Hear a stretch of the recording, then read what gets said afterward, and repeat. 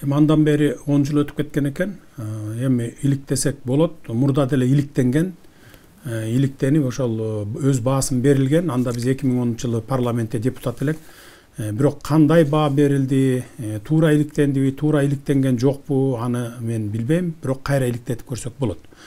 Мына ошол убактылуу өкмөттүн учурунда ушул азыркы эле бизди сындап аткан, спектакль деп сындап аткан Кеңешбек Дүйшөбаев улуттук коопсуздук кызматынын төрагасы болуп отурган.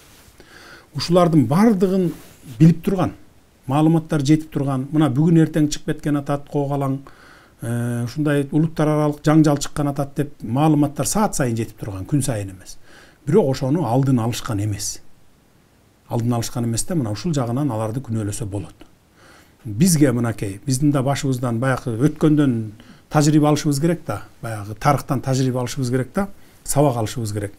Биз ошол себептен мына бүгүн келген сапарымдын дагы эң негизги максаты ушул болуп атат. Ошондой болуп, бирөөлөр баягы провокация кылып, ушул эле спектакль деп аткандар өзүлөрү уюштуруп ийиши мүмкүн, келип, ар кандай методдор бар да. Ошондой болбос үчүн мына алдын алып келип атабыз.